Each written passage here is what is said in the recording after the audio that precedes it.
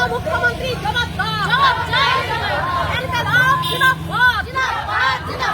অবিলম্বে আইসিডিএস কর্মী সহায়তায় স্থায়ীকরণ করতে হবে।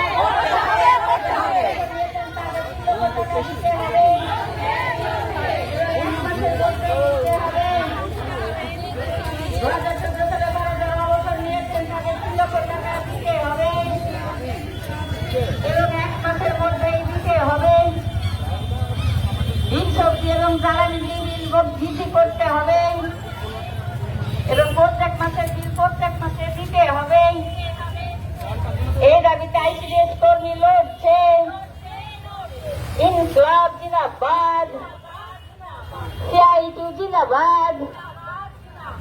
আজকের ডেপুটেশনের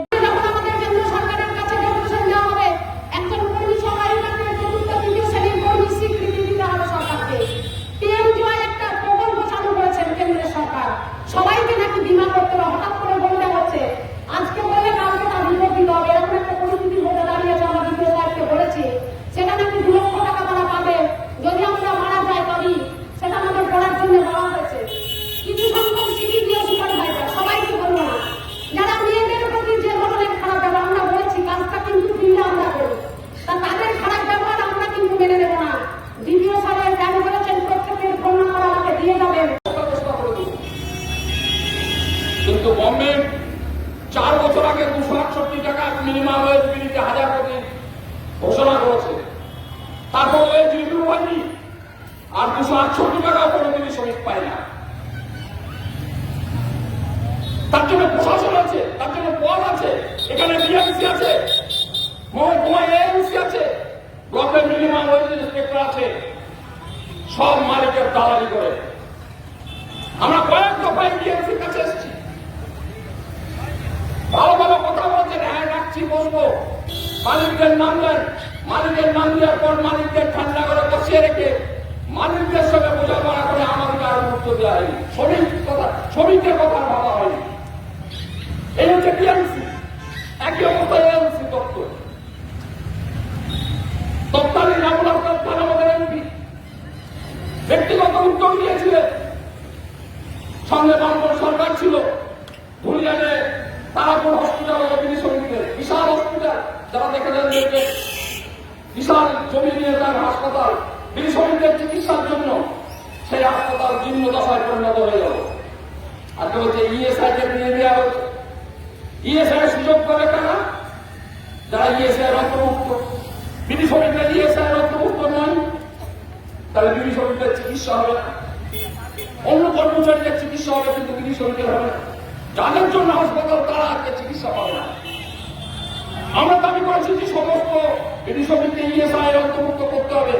ইএসআই দেওয়ার টাকা, শ্রমিকের দেওয়ার টাকা মালিককে দিতে হবে, কারণ মালিকই শোষণ করছে বিনি শ্রমিকদের। আমরা দাবি গ্রহণ করব। এই নিয়ে আমাদের মনে হয় শুরু হবে আমাদের জেলায়, গোটা রাজ্য হবে, আমাদের জেলায় হবে। আমরা এই দাবি গ্রহণ করছি। এই যে আমরা দাবি করছি যে স্মার্ট মিটার অনেক জায়গায় আমাদের জেলাতে আমরা করেছি, কিন্তু অমানবিক মনোভাব কেন্দ্রীয় সরকার এবং আমাদের রাজ্যের মমতা ব্যানার্জি সরকারের বাড়িতে বাড়িতে চিঠি পাঠাচ্ছে বিদ্যুৎ গ্রাহকদের, ভুল বার্তা দিয়ে চিঠি পাঠাচ্ছে যে আপনি এই লাভবান হবেন। আমরা বলছি এই চিঠি ভুল, আপনি ক্ষতিগ্রস্ত হবেন। ইতিমধ্যে অনেকে বিল দেখছেন না, প্রায় 1.5 গুণ 2 গুণ বিলের টাকা বেড়ে গিয়েছে, বিদ্যুৎ বিলের টাকা বেড়ে গিয়েছে। স্মার্ট মিটারিং হলে আরো অবস্থা খারাপ হবে। যাদের বাড়িতে টেলিভিশন আছে দেখছেন, রিচার্জ শেষ হয়ে গেলে আপনার একটা মনোযোগ সহকারে একটা খবর শুনছেন, আপনার রিচার্জ শেষ বন্ধ হয়ে গেল। আপনার গভীর রাত্রে বাড়িতে অসুস্থ মা আছে, বাবা আছে, অথবা ছেলে আছে, আপনার রিচার্জ শেষ, লাইন অফ হয়ে গেল। আপনার কাছে সেই মুহূর্তে টাকা আপনি রিচার্জ করবেন কি করে? আপনার বাড়িতে অন্ধকার হয়ে গেল। কেরোসিন আজকে দুর্মূল্য বাজার, 100 টাকার উপরে লিটার কেরোসিন পাওয়া যায় না। তাহলে আপনাকে অন্ধকারে থাকতে হবে অসুস্থ প্রাণীকে নিয়ে। স্মার্ট মিটারে কোনো বলা আছে যে আপনাকে রিচার্জ করতে হবে, আপনার টাকা ভরে রিচার্জ করতে হবে।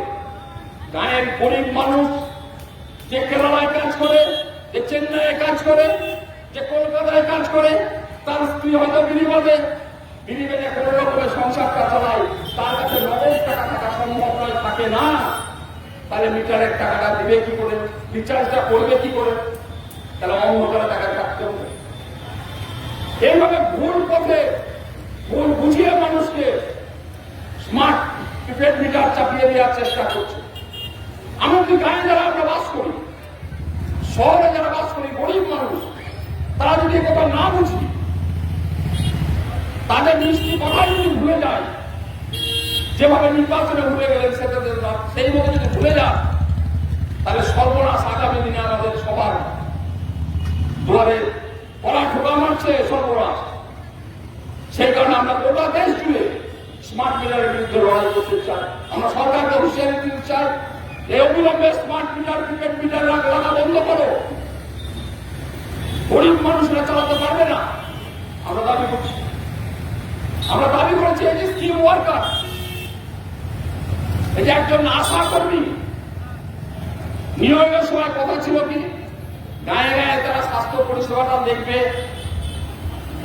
এএনএমদের একটু সাহায্য সহযোগিতা করবে, নিয়োগের সময় কথা ছিল। আজকে কি করাচ্ছে,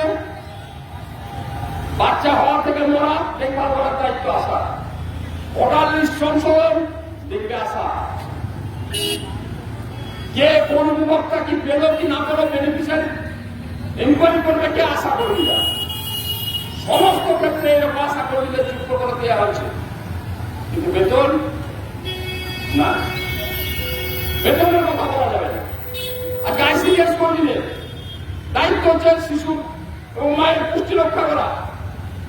আজকে সব কাজে দুয়ারে সরকার ক্যাম্পে কারা থাকে আইসিডিএস এর মেয়েরা, আশার মেয়েরা যুক্ত করে দেওয়া হচ্ছে, কাজের বোঝা চাপিয়ে দিচ্ছে। অসংখ্য পঞ্চায়েতের কাজের সঙ্গে যুক্ত করে দিচ্ছে আশা আইসিডিএসকে, বেতন বাড়ছে না। মিড ডে মিলের কর্মীরা কারা মিড ডে মিলের কর্মী? সমাজের সব থেকে যারা পিছিয়ে পড়া অংশের মানুষ আর্থিক দিক থেকে, তারাই মিড ডে মিলের কাজ করে। কি বেতন পাই? মাসের শেষে একটা লোকজন 10 জন মিলে রান্না করে, মাসের শেষে 500, 700, 600 টাকার বেশি কেউ একজন পায় না। কি করে তার সংসার চলে? আসতে হয় 10টা স্কুল খোলার আগে ঢুকতে হয়, আর মাস্টাররা চলে যাওয়ার পর হাই স্কুল মেঝে ধুয়ে পরিষ্কার করে তারপর স্কুল থেকে যেতে হয়। অর্থাৎ সারা দিনকে স্কুলে তার কাটাতে হয়, বিনিময়ে মাসের শেষে 500, 700, 1000 টাকার বেশি পায় না। 1000 টাকা কম পায়, কারণ এখন 4,000 টাকা মোটেই দেয়। যারা 1-2 রান্না করেন তাদের ঠিক আছে, কিন্তু যারা দুটো রান্না করেন, বেশি মানুষ দুটো রান্না করেন, তারা সবাই মিলে ভাগ করে টাকা কত টাকা পান। আমরা বলছি এই স্কিম ওয়ার্কারদের একটা বেতন কাঠামো তৈরি করতে হবে, ন্যূনতম 26,000 টাকা বেতন তাদের দিতে হবে। অন্যান্য সামাজিক যে সুরক্ষাগুলো আছে, সামাজিক সুবিধা যেগুলো আছে, সেগুলো চালু করতে হবে। শ্রমিক হিসাবে তাদের স্বীকৃতি দিতে হবে, কারণ শ্রমের সঙ্গে যুক্ত শ্রমিক হিসাবে স্বীকৃতি পাবে না কেন? শ্রমিক হিসাবে স্বীকৃতি দিতে হবে।